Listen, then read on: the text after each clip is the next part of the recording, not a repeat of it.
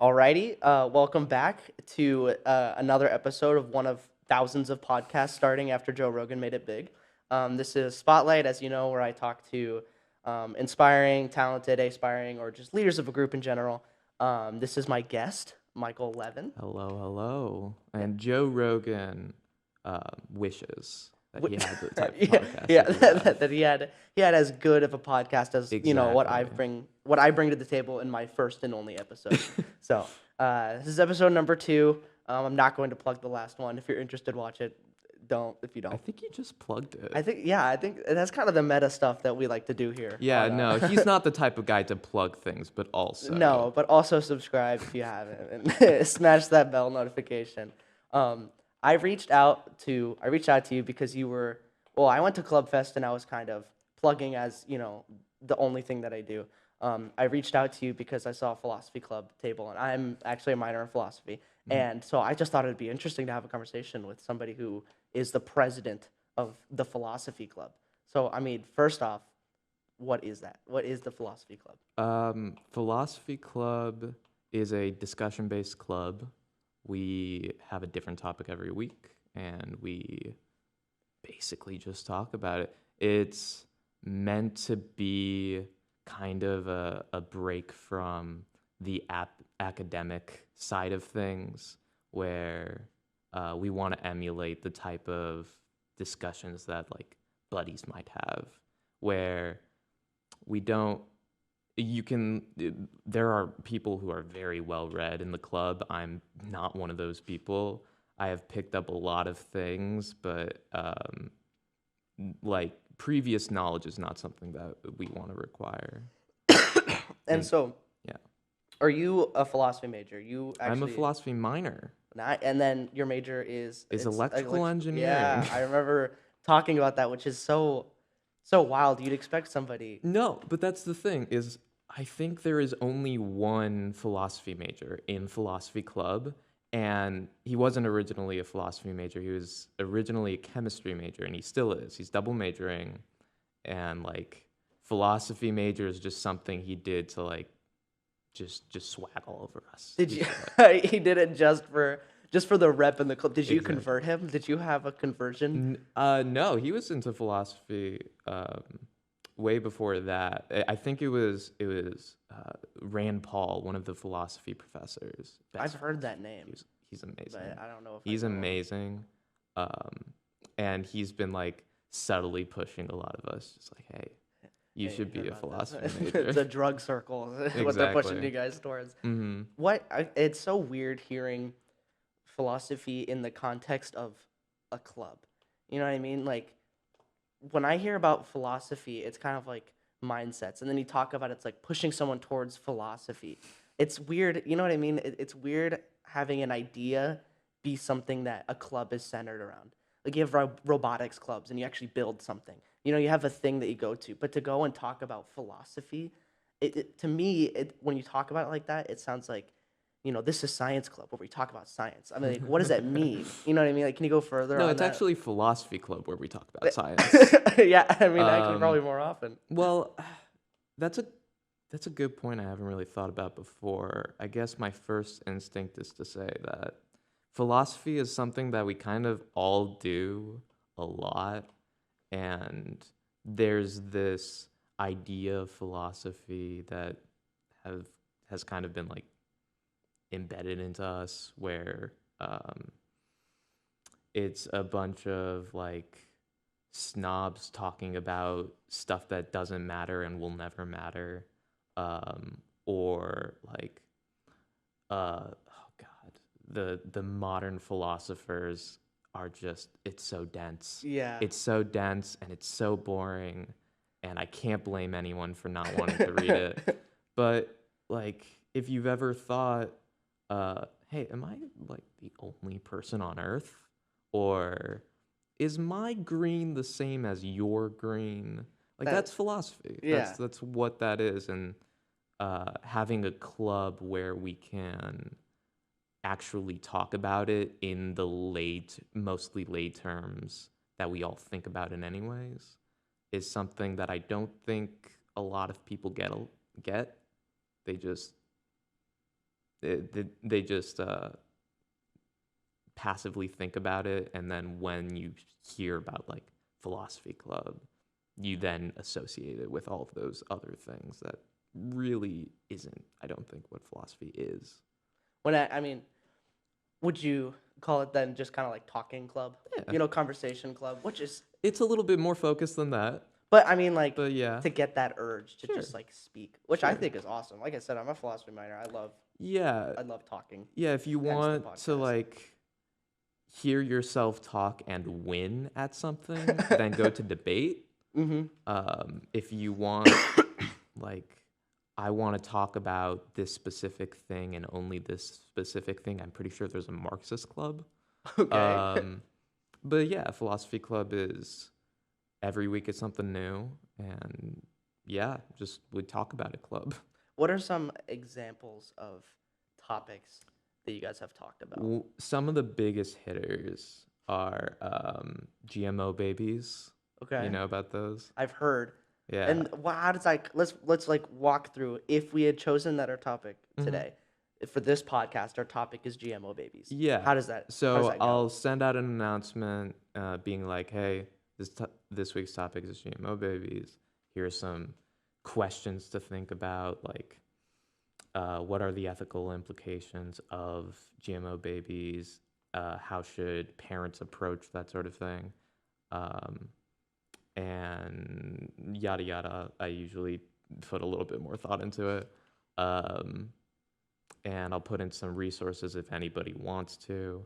And then when we get to club, I'll either pull up the questions if nobody has anything to start with, or somebody will have a thing that they want to talk about, and we go from there.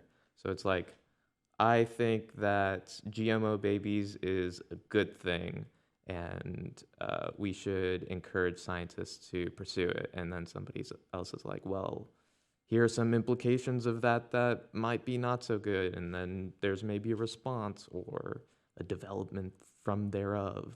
Like, yeah, Do you think a lot of people leave a conversation like that having changed their mind?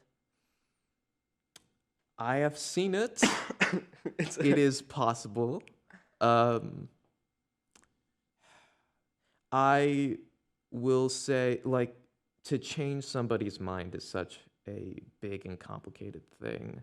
I will say that from what I've seen, it's very common that it's more common that people will come from the conversation learning something new and having something new to consider, and or like maybe it's like one of the pillars to changing their minds where they're not quite there yet, but they need to hear that argument and then later on another argument, and at some point they might change their mind.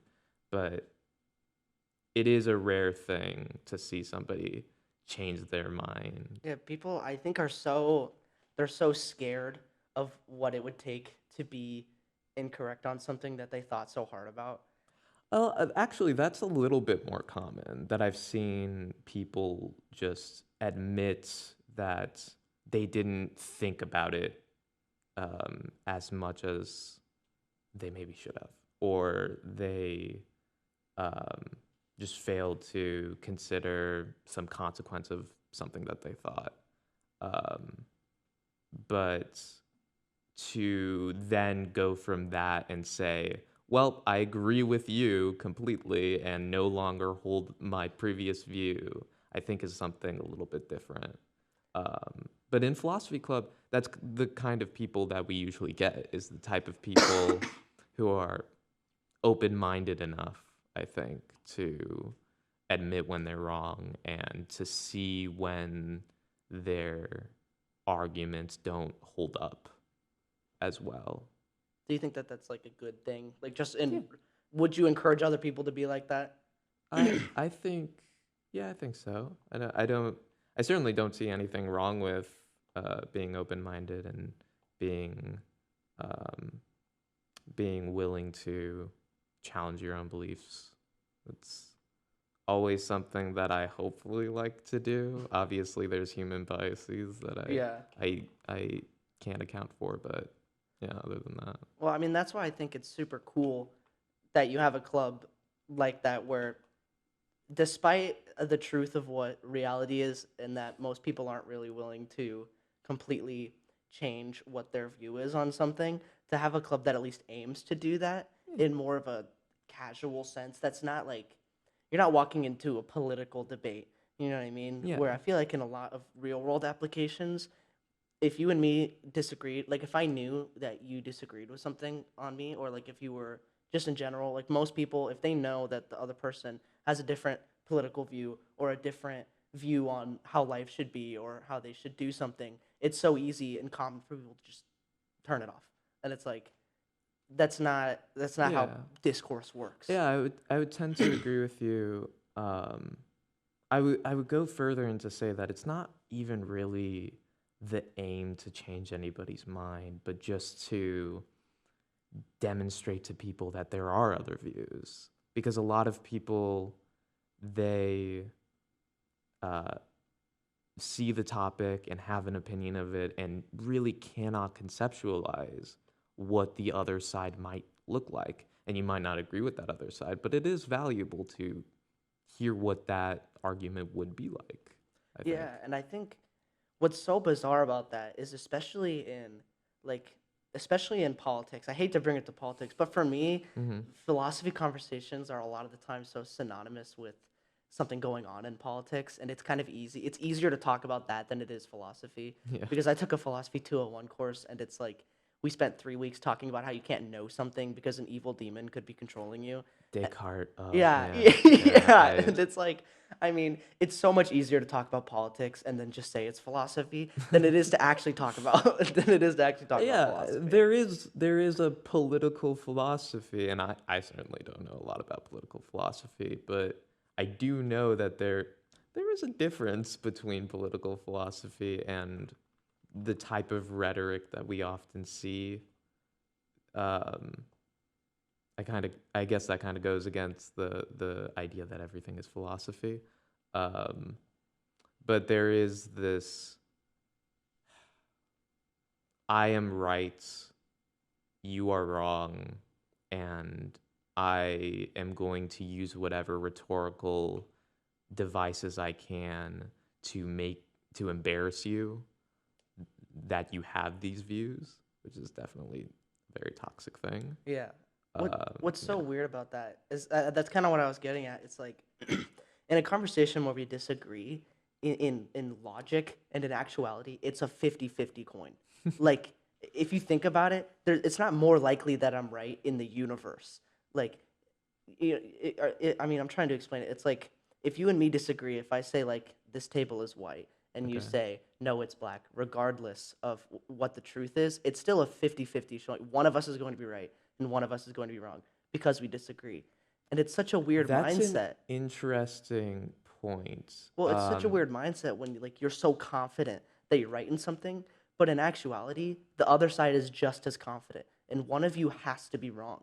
And so it's like in that conversation, how do you that I think that's what's so frustrating is I don't think people understand that in essence you guys are similar when you disagree because you both think that you're right. This was the problem of, and I know we attribute um, this type of political environment to now, and it's a unique problem. But this was the problem of the pre-Socratics, of the guys in ancient Greece. So You might have to explain that a little bit yeah, more yeah, because I don't yeah. know who that is. So before Socrates, before Plato, before Aristotle, a big part of the philosophy in Athens was sophism, which is basically the idea that everything is rhetoric. Everything is rhetorical in nature, and that's where truth comes from. And maybe not even where that's where truth comes from, but that's what matters. That's what gets you power. And so you'll have these sophist um, tutors who will bring up these aristocrats so that they can have this type of political power through rhetoric. This is just like the way that they explain things and view things is different than another person. There were a lot of other interesting pre-Socratics. Thales is accredited to be the first Western philosopher believing everything was water. But right around when Socrates came to be, that's the dominant thing, was this idea of sophism. And basically what came to be the Socratics was a denial of that, basically saying there is truth, there is justice, and we can find it through rationality. We can talk it out and look through our logical reasoning and find the truth that way. Not that like that view is better and the rhetorical view is worse, but it does strike me as kind of interestingly similar Okay. to this kind of place that we're at now, where we have a lot of people who maybe believe that all there is getting one over on the other guys, and all there is using rhetoric to do that. And, you know, And I think that's accurate, because if you put it in a an actual example of real life, there are so many. I'll watch like debates just because I like watching people talk.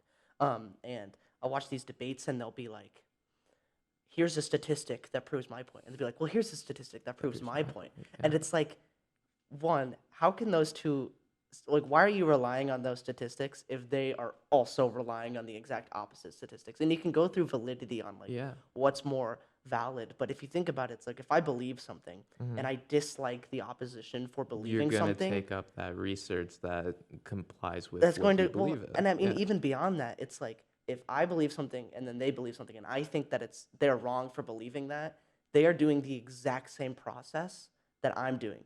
And at that point it's just luck as to who's genuinely right in life. And so it's like if you go on it with that view of like I am so right that I can't be wrong, and the way you're doing it is wrong, when in essence they're doing it the exact same way. And it's such a bizarre confrontation to It have with is. somebody where It you is. just I would hope, and this may be naive, but I'd like to think that um, it's not a 50-50 coin flip, yeah. that overall the more valid statistic will win out. But like, I certainly don't have any. Um, I haven't written any essays or done any research on that to say definitively that is the case. Um, that's a large part of um, the Socratics' problem with democracy as a concept is, God, what is it called? Um, Populism or something like that, where uh, you appeal to whatever will get the populace to support you, or at least the majority to support you. Whether that thing is good or bad, it doesn't matter. What matters is getting more people to support you. And if you can do that through bunk science, then you do it through bunk science. Um, Well, what's interesting about that is that like that works for itself, because in the example that we were talking about, it's like you have these two statistics that back up your claim, and it's like both of them think that the reason they found that is because it's the most credible source and that the most population believes that. mm-hmm. And then they both use that exact same thing. Yeah. So it's like even if in real life it's not actually a 50-50 coin flip, their perceptions of it are really just a 50. If they clash that hard on like what is supposed to be fact, it feels like it really just is the populist idea of just like who plugged it better. You know what I mean? I mean, who to you is more refutable than a different I can source? say with utmost confidence we did. Yeah, Our side. it's their yeah, the right side. Yeah, I no, won't say what it exactly. is. I realize that people talk about that with right and left. I mean the correct side. No. The correct side. Yeah, Yes. yeah. Sorry, yeah, I didn't even. I heard you kind of slipping into one of the pre-questionnaire questions that I asked you is what is your hottest take? Oh, And God. it seemed as if you were kind of slipping into what you wrote. Do you remember what you wrote? I have it I down here if you want me do. to. I remember because this idea has been stuck in my head for months now. It's it's pervasive. And Let it out, man. the worst part about it is this is a very, very new idea in the philosophical world. This is like 2015. Oh wow. Yeah. And I thought you said you didn't like so modern philosophy. no. This is postmodern. Oh, okay. So modern philosophy is like Descartes through to somewhere around Kierkegaard, Okay. which is, I don't know, 1400s to 1800s. I don't know Bizarre that they dates. call that modern Well, yeah, modern but still, that's, but yeah. you You know, know, they call technological it what term. they call it. Yeah, yeah. We call it Um, lettuce, and we just be like, That's the thing. The Socratics had their dialogues, and it was super fun to read. And then modern philosophers just don't know how to write. And then postmodern, they kind of got it. They kind of picked it up where it's like bearable to read. So what is this? What is this idea that you've This been idea. mulling over? That's the worst part. Is like I can't find anything about it. I can't read anything about it. Rand Paul, one of the professors, just dropped the bomb on us and was like, "All right, here's this idea," and I haven't been able to think about anything else. It's the idea that, oh God. So so when you say moral realism, that idea is basically the idea that there are moral statements that have truth values. What do you mean by specifically moral? Like as in good and evil? Like Just or as in like kind of. So like prescriptive, where it's you shouldn't murder. That is a moral statement. Okay. I think I'm picking up what you're putting down. Yeah. All right. And basically, it doesn't have to be you shouldn't murder, but there has to be a moral statement. Like any shouldn't, moral statement. Yeah, like shouldn't. An ought statement. Yeah, like okay.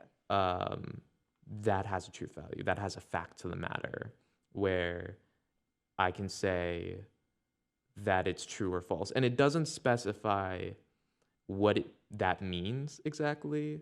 So it doesn't have to be like God came down and said that murder was wrong or something like that. It can be like normative. So normative moral realism would be something like a society to be a society, they must agree that you shouldn't murder. And that would be a moral realism. There is a truth value to that. It's just the scale of the truth value can vary. Can vary. And then there's moral anti-realism, which basically says that no, all of those statements are expressions. So in a similar way where I can take a hammer and hit you in the hand and you go, ow, that statement doesn't have a true or false to it. It's just an expression. I can then say I am in pain, and that does have a true or false, but the ouch isn't. So you shouldn't murder, that's just an expression. That's just something that I am expressing. There's no fact to the matter. It's just ow. Okay, and so the position that you hold is on the end that there are moral truth, or No, is this the debate that you're still? So here's the thing. Here's where it gets crazy. I haven't gotten to the crazy part yet. This is just like, this is stuff Foreground. that we've known since the Socratics. Like, Okay. this is something that's been talked about extensively. The weird one is extreme moral realism that says there are no is statements. So saying that negative charge and positive charge attract each other, that's an expression. That doesn't have a fact to the matter. Okay. That doesn't have a truth value. But saying you ought not murder, that does have a truth value. It always has a truth value. Every ought statement has a truth value, and every is statement is an expression. Okay, so it's just a reversal of what? It's a reversal of what we would usually think of. And like at first you hear that and are like, yeah, that's kind of dumb, which fair. But God, I just can't stop thinking about it because, at least normatively, where you look at a society, you look at norms of people, um, you look at these ought statements, and they really seem to be the only things that matter. Like, you can talk about all you want, how the sky is blue, and how, I don't know, um, the earth is warming or something like that. But they don't hold anything on their own. They seem to kind of just be expressions. Now, to then say, we should cool down the earth, we should make the sky purple, those are things that are actionable. Those are things that we can talk about. Those are things that drive conversation. Um, but the facts, so the is statements themselves, they don't seem to have that power. That's Yeah. that's so weirdly tied to exactly what we were talking about beforehand Mm-hmm. on just like the difference in statistics and really what it comes down to. And this is why this is why when I talk about a lot of philosophical things or political things, it always boils down to what should you do? Like Mm-hmm. what should I think? What serves me the best? That was going to be one of my questions today Okay. is how does philosophy serve you? You know what I mean? It's like What is what philosophy? what makes me, it's like how what am I ought to do? What is going to be most likely to fill my goals and needs? Mm-hmm. And it's so weird that you brought that up, and beforehand we had kind of just we had kind Yeah. of we had kind of just defended portions of that Yeah. concept in the conversation that we It's had just just, had. I completely understand what you were saying and how that could bother you. it's a wild thing. It's a really wild thing. And if anyone out there knows anything about this, I want, Do I you have to just, know anything? Isn't that kind of the point that you don't know anything about it? Is that is there anybody out there that yeah, no, should come and no, talk to us they about should it? come and talk to us about it, and they ought to do it as soon as possible, or else I should go insane. Yeah, there you go. There, That's a yeah. much more powerful No, statement that's than that's that's an actual statement with yeah, truth value, you yeah. know? That's so weird because it's like, does does something exist if you can't like does it It's, not exist if you can't do anything about it? And um, in a society, why are these philosophical topics changing based on time and location? And it's like yeah. that has to be something with how truth is so reliant on how society is. Like how truth is so reliant on like what are people thinking about. You and me could have this conversation, but 2 blocks away, some person's just drinking coffee with their head completely empty, and it's like, does our conversation, I mean, even exist to them because they know nothing about us? And it's like, if That our that's the case, we conversation exists. exist in this. Yeah, that's a perspectivist argument. I mean, well, Where, it's like we exist right now yeah, talking, yeah, right? And it's like you could say we exist, sure. right? But that means nothing to somebody who doesn't see us. But somebody who's imagining us is like we should exist. Oh, you're touching on so many things. Because, like, you just jumped from Descartes, I think, therefore I am, to Berkeley, which is to be is to be perceived. I Where, think yeah. I've been thinking more about that second aspect of it, Mm-hmm. especially you if you know as a big fan of Spotlight the podcast, not another plug, but in the last one we talked about one of my favorite concepts of like is we were talking about the hammock thing, and it's like Okay. if you get in a hammock, you put earbuds in and you close your eyes, Okay. you don't exist anymore. You know what I mean? Like you exist only through the perception of others, and then Oh man, now you're getting into Eastern philosophy. well, I do want to mention Uh-huh. that one, I'm not a philosopher. Yeah. As many philosophers who are listening to this and cringing, Oh, they are. yeah, it's They like are. you need to understand that. I just think it's fun to think about this I'm stuff and talk not about it. I'm But not really a philosopher I say either, but yeah. the fact that it seems now this could just be on the surface, but the fact that it seems like you just have vocab words in your head and like dates and just information not being a It's philosophy major something is that bizarre. I've engrossed myself in for like 6 or 7 years. Like, I don't know what to compare it to. I can like be a rock climber for 6 or 7 years, but like I don't I can't that doesn't mean I'm competition ready. Like Okay, yeah. I do this casually. I've picked up the vocabulary. I understand many of the concepts, but like To be able on to. another level, some of these professors and like philosophy majors are like it's crazy. Well, and the thing is it never stops for them. Yeah. It's almost schizophrenia. I mean, there's so many voices going on, like of just manic conversation in your head about like the logistics of things. I mean, I'm in a I lot like of how we're coming to the conclusion that philosophy professors are actually insane. are actually clinically They are insane. actually schizophrenic levels They're- of insane. I mean, if you would have heard some of the topics that we were talking about, they seemed so. They seem Yeah, to some so. people, yeah. I know. What the thing is I love it, and what's one of the lines? I'm not gonna quote a philosopher because I'm just gonna get dunked on. Okay, but it's one of the lines. It's one that my dad loves the Okay. most. It's like something along the lines of, education is. It's something about like knowledge is the death of education or something. And basically, whatever the quote is, what it means is that once you stop learning, like thinking you know something is the biggest roadblock to actually learning anything.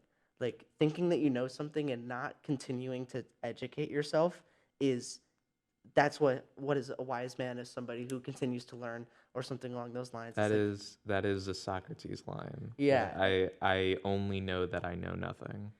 yeah, Yeah. and it's like philosophy is kind of one of those gifts that just keeps giving, especially for those Mhm. people. Like I mean, you can call them insane, but if you think about it, they're almost objectively one of the some of the wisest people because they continue to learn and talk about these Yeah, things. and then you say that and then you go to like Diogenes who just like threw oh my god, there's so many Diogenes stories. He was basically a homeless crazed maniac in Athens and just And he called himself a philosopher. no, he was a philosopher. He was great. He could match wits with Plato and Aristotle and people like that. But like, man, he owned. Oh, what's the story? He owned four things. He had like a barrel that he slept in, a cloth, um, a cup, and something else. And then one day he sees a child at the creek, cupping his hands to drink some water, and he like runs up to the child and is like, "You're a freaking genius. Oh, You're a genius." Throws his cup, and now finally he's one less thing. exactly. He was the first one of the first cynics, actually. So Okay. that's what cynicism is this kind. Well, at least originally was this rejection of society and societal norms, and to go to embrace like natural human impulses. Um, and so Plato would just be like high minded. Oh, the Platonic forms you see. Oh, the imperatives of all of these things you see. And then Diogenes would look at that and just be like, oh, that's so dumb.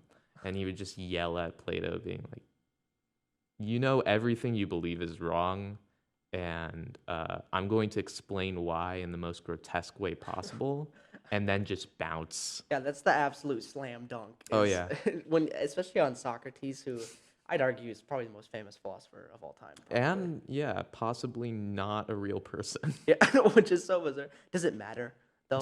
Does it matter if he's at this point? Does it matter if he's a real person? I I don't don't know. think it matters to him too Yeah, much. yeah, I guess, yeah. And if it did, he'd be long, Yeah, no, he's super dead. Yeah.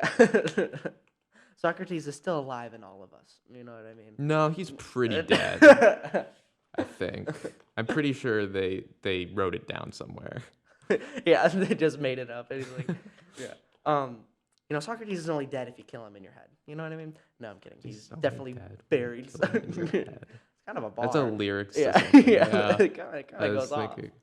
Um, yeah, I have no idea what we were talking about. It does not matter. I think that's the point. That's a great point This is the for. point of having a conversation. I guess what my next question is as an electrical engineer, Okay.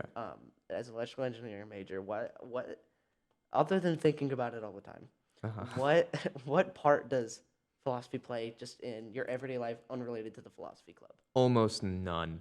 Wow. Okay. Uh, I mean, if you're looking at electrical engineering, certainly almost none. I'd like to think that some of my decision making is based on my philosophical beliefs. Oh God, this sounds so snooty. I've been a pescatarian for like a half a year now. I've been like slowly weaning myself off of meat, and that's because I can't rationally um, defend consumption of meat for myself. And like, Interesting. yeah, so like in very like weird and offshoot ways like that, but mostly almost none. And I think that's okay. I think Yeah. that philosophy can be this space where it's just something we talk about. Yeah, I think that's probably the coolest part. It's like a superpower at that point. You know what I mean? It's like you are a completely normal engineer. Sorry, that was bizarre. Hey. Yeah, no, you're all good. Yeah, you're all good. Yeah, just walk on through. You're all good. All right. That was so And so wholesome. that was actually Socrates Yeah. back from the dead. I take it back. Speak of the He devil, is very. actually. um, but anyway, but the fact that you're able to, you know, not think about philosophy in just a normal sense, and then just to kind of bust out a conversation like this, you know what I mean? And just like, everyone, "Oh, let's play a game," and then you just sit there and you're like, Yeah. and then you just think, you know what I mean? It's cool. It's awesome. Um, I guess. Yeah. I don't know. I feel like people don't, you don't often get an appreciation for something like that. But it's something that I think I find myself doing. It's kind of, instead of counting sheep, you just kind of think a little Yeah. bit. You run conversations through your head, but instead of somebody else, you're talking to yourself. I'm not Yeah. crazy. Yeah. Uh, yeah. It's definitely something that I take for granted. I think we were talking about it right before this. Not you, but the fact that I don't have a voice in my head. I know some people have like a voice in their head when they think, Okay. and I know for a lot of people, a lot of my friends, it's just incessant. It's just all the time.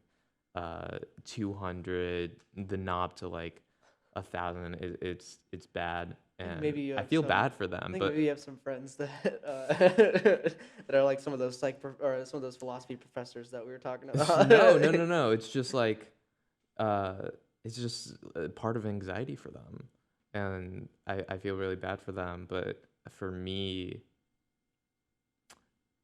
I don't have that. When I think, and when I want to say something, I say it. There's no middleman Do you of think a voice or anything like are a that. lot of your friends philosophers? No, no, Do you no. think maybe that kind of philosophy is an out to kind of just talk yourself out of that voice, kind of wear it out? Or do you think that maybe the fact that you To don't have wear that out the voice in your head voice. is related to the fact that you think about philosophy I so much? doubt it. Okay. I would say that I've never had that voice in my head. I would wager that it's a biological thing more than it is a mentality thing. Um, Although I have no way of proving that. Yeah, interesting. Um, but yeah, it's something that I just don't have to think about if I don't want to. I don't have any, unless I want to, I don't have really any motivation to think about philosophy all the time, everywhere, no matter what I'm doing. And certainly in electrical engineering, it's the type of thing where I can like twist myself into not saying, "Oh yes, electrical engineering is connected to philosophy," but Somehow. but like in reality, Come I do a on. bunch of math and I turn a bunch of knobs, and to say that that's philosophy is a little bit dubious. Yeah, yeah. Well, I thought you bringing up the voice thing was funny because um, I used to work doing just the most mundane job. It was during a specific part of the season.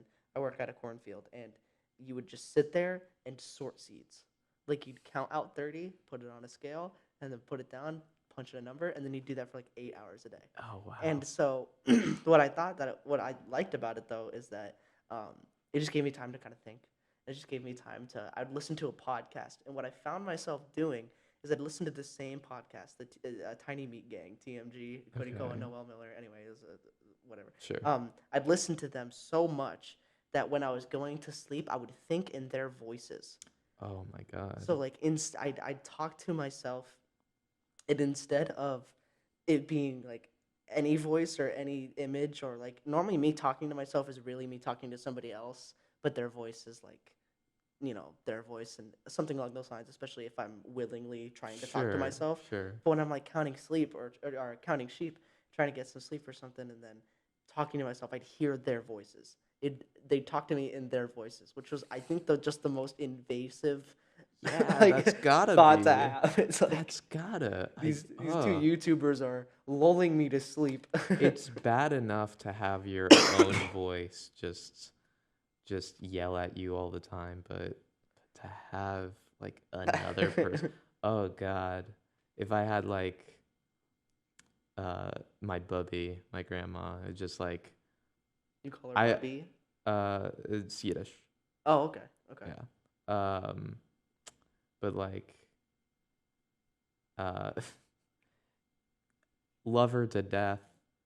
If I had her voice in my head all the time, just like, oh, you're not eating enough. Mein Tatala, you mustn't go outside. It might be a little dangerous. It's cloudy out. So you might trip and fall. Um, If you had that scared voice in your head sure, constantly. yeah, that would be awful. Well, I mean, that's how they represent it in the movies. Yeah. Whenever like a person is having a deep thought or like a thought, it's normally like a head Yeah. floating around Luke, above them. go Yeah, to whatever literally. Yeah, planet. literally. Yeah. Or like, what they'll do is they'll have themselves walk through old environments or old experiences, and they get to stand there, and they're just this omniscient person watching the events untold, and it's like, Yeah. it's weird that they represented in that, and there might be. I'm not saying that the people who have an issue with the voice in their head wouldn't have had that issue without that, but I think that maybe they have that issue presented in that format because that's what it's familiar to them as, Interesting. because of just, I mean, movies and the way people talk about it. You know what I mean? If you go to therapy, I'm sure a lot of them talk about it like that's just the voice in your head. You know what I mean? That's like, it's such a norm of describing thought like that, that Maybe. maybe it has an influence if that's how it's manifested. I mean, I'm sure to a certain extent it does, but I will be the last person to talk for those who have voices in their Yeah. heads. That's why I was thinking. Somebody brought up someone who's been deaf their whole life. Uh-huh. How do they think? That's super interesting. You Yeah. know, it's like, how you think, but to have not heard something, not heard, language, Yeah. and the way that people speak in anything other than sign language, it's just bizarre. I mean, do they think with hands? Do they have a conversation with somebody else who's doing the, Yeah. what I yeah. mean? It's just bizarre to think about. I mean, you mentioned the color thing earlier, which is Sure. interesting because I'm colorblind, red green colorblind. Oh, really? And I have colorblind glasses Okay. that allow me to see the color and then explain it to somebody who's not colorblind what I see in almost exact detail, Interesting. which is a super bizarre conversation Mhm. to be able to have. Yeah. A lot of people, I'd always explained it as, people ask me, what colors don't you see? And it's like, that's such a funny question because it's like, I work out on a cornfield and it's like, I can't see green. So I'm just working blind here. Like everything that's Okay. green is just gone, Yeah. which just obviously isn't true. You know what I mean? It's just such a funny question, but it's like, Yeah.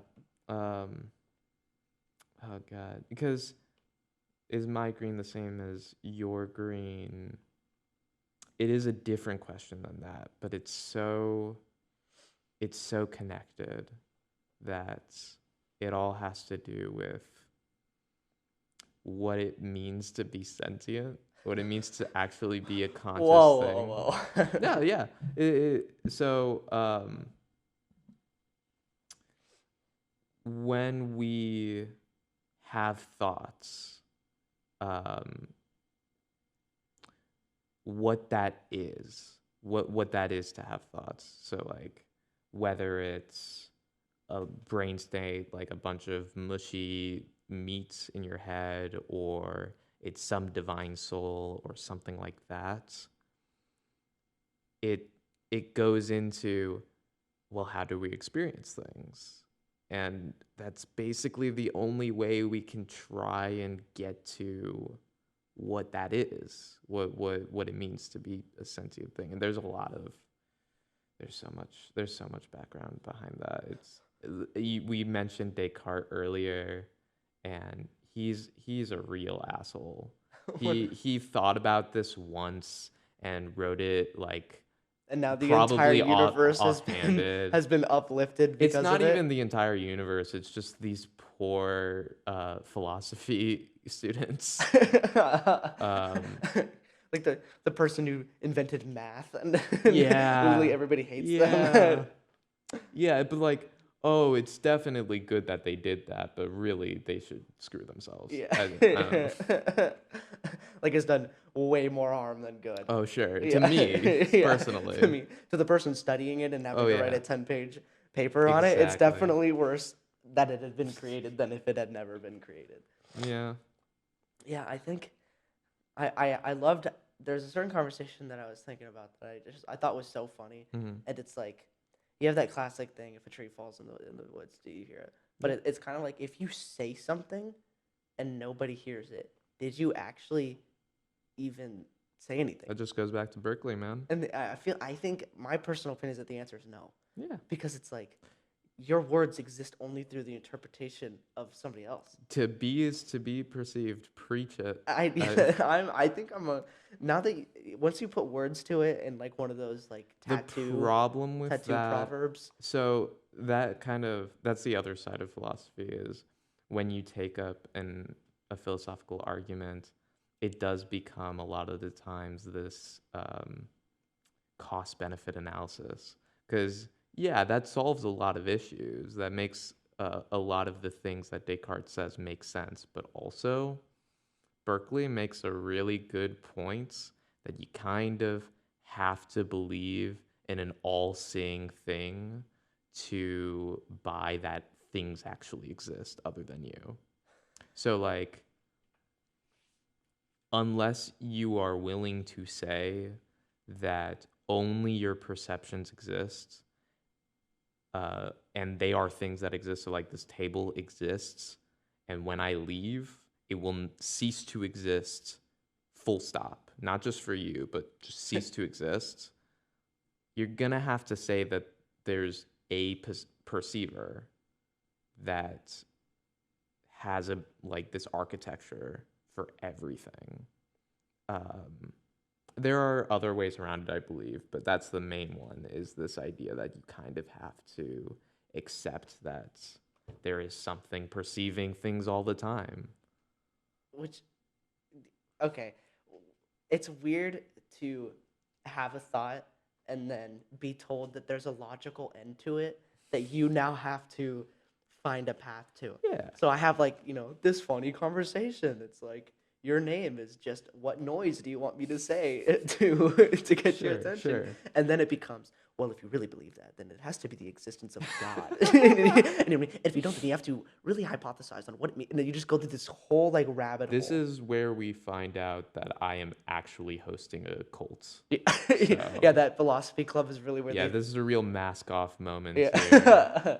Like we were talking about earlier. I mean, I've met you a few times and we've had a few conversations, and I went to a philosophy club meeting. So maybe that one wasn't satanic, but the rest of it could have just been a suicide cult that like Right before you came in, it was just like, okay, guys, I got come this on. guy coming in. We need to actually have We need a conversation. more members. We need more sacrifices.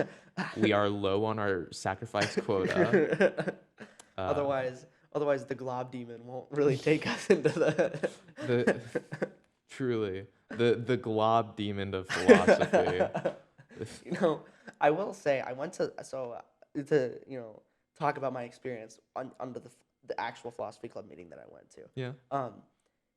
I That was think, existentialism, if yep, I remember. existentialism, Yeah. yep. And I think the prevailing thought that I had was it felt like there were a lot of people, and I felt like there were a lot of people that were there to kind of prove themselves instead of being there to have a conversation, and instead of being there to learn.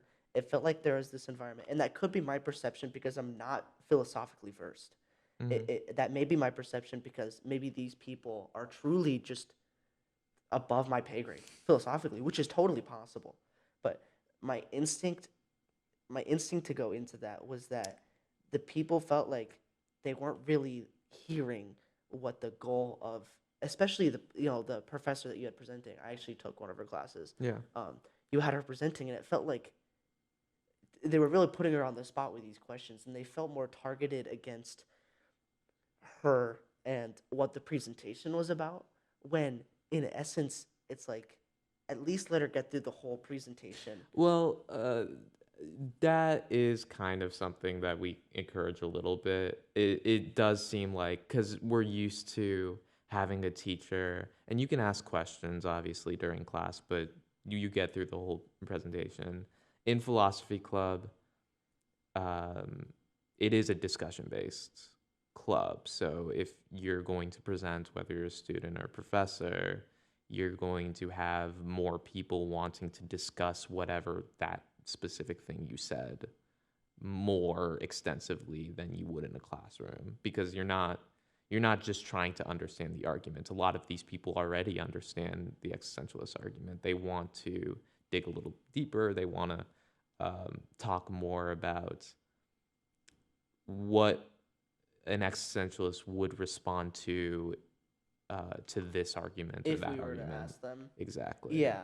And I think that that's just, although I agree that that's almost necessary for something like what you're trying to run. Mm-hmm. I think it's kind of shocking to people who walk in there and they see it, and it's like when the teacher has to justify, like, hey, I don't know Descartes, okay? Yeah. Like I don't want to speak for him. Yeah. Like if they have to justify it, I think most people would be like, you get into that room and you'd feel a little uncomfortable. You know what I mean? Like when I walk in there and Mm-hmm. it's like I sit there and it's like I love talking. I love, philosophy in a sense that, in a personal applicable sense, not in a sense that like the history of it, because philosophy is a lot of Sure. history really.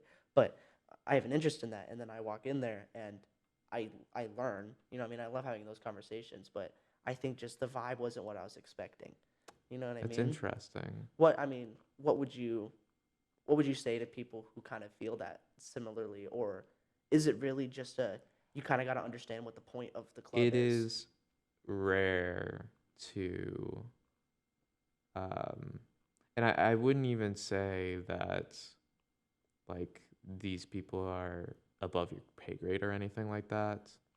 I would say that a lot of these people, me included, are just really, really used to talking about this a lot. And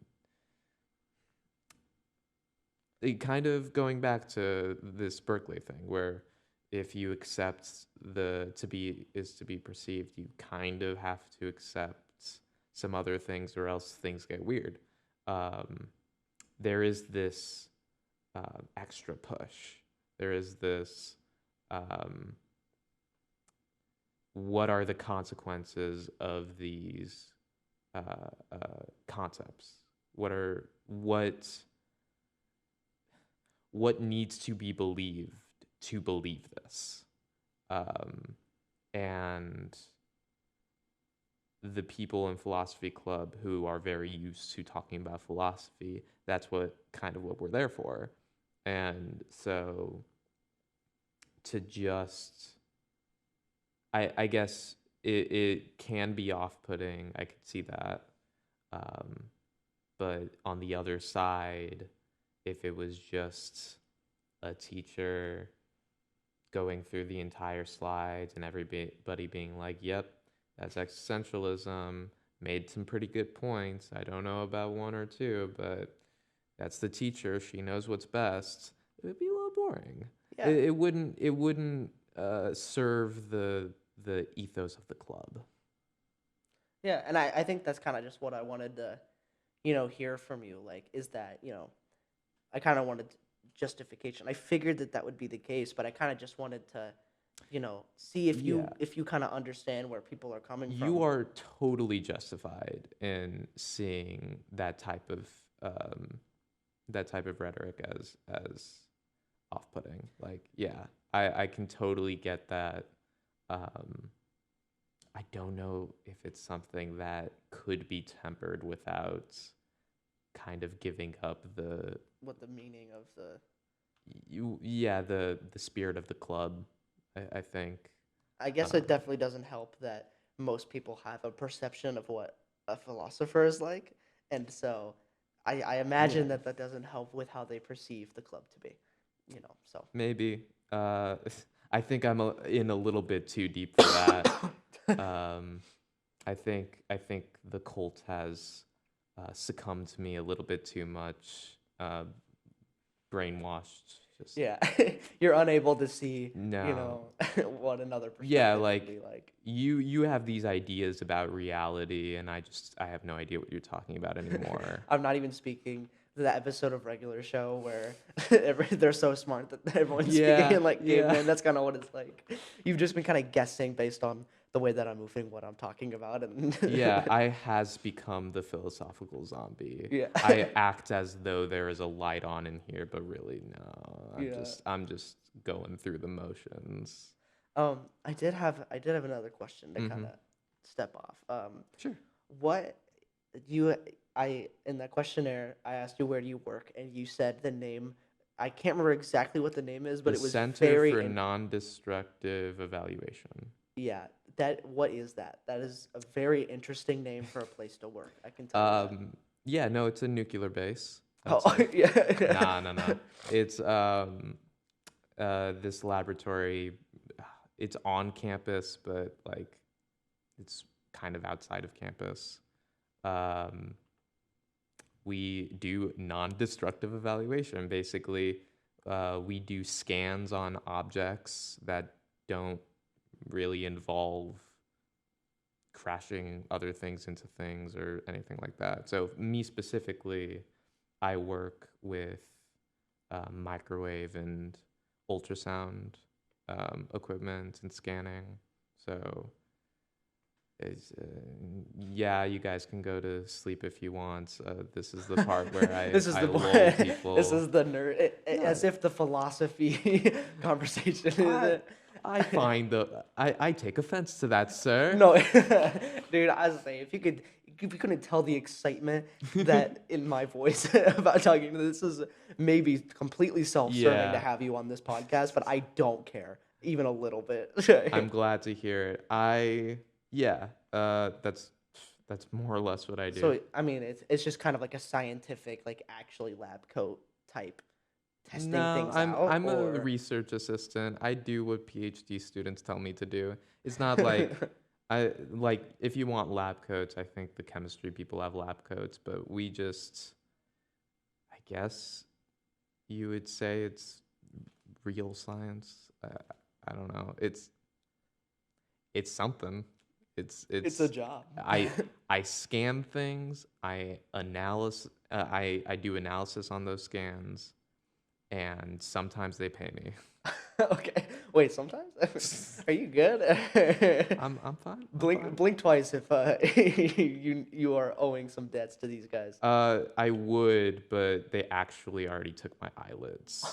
So So yeah, you could work longer. So yeah, no, that's the that thing. so you could It's really slave it's away. full on Clockwork Yeah. Orange. It's just It's full nose to the grindstone. yeah.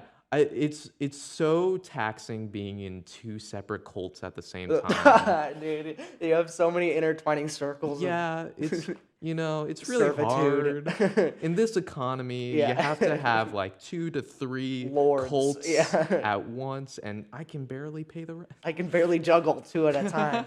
I think, we're getting towards an hour of time. Okay. And so I'd warned you that I would love to do a part two. and basically what I'm saying is I'm holding you up to that standard. So if there isn't a part 2, all of my fans know that you hate me. So No, I but mean, look, I don't want to leave that ambiguity out. I do hate you. oh, I okay, just want, yeah. I don't want to, yeah, I don't want to beat around the bush here. I don't want there to be any misconceptions about this guy. No, We no, no, no, hate each no. other off camera. Yeah, part 2 or not, I just loathe this man. Like right when the cameras go on, fists are flying. I can assure you. But yeah, if you want to do a little bit of plugging before we shut the cameras off, I Yeah, encourage it. Philosophy Club Thursdays 5:30 to 7. Pearson 2157. You can find us on Stew.org. My email is mlevin@istate.edu. If you want to get in touch with me, MLEVIN, and then the rest. Yeah, and I'll put it in the description, which everyone reads. Everyone reads. As Michael has explained before. No, in this yes. podcast, Everybody so. reads it habitually. It's Yep. like the terms and conditions. Yeah, yeah, every word is scoured. Mm-hmm. Yeah. So Yes. yeah, this was Michael Levin on Spotlight episode 2. It was a pleasure having you, man. It was a pleasure being here. Yeah, awesome.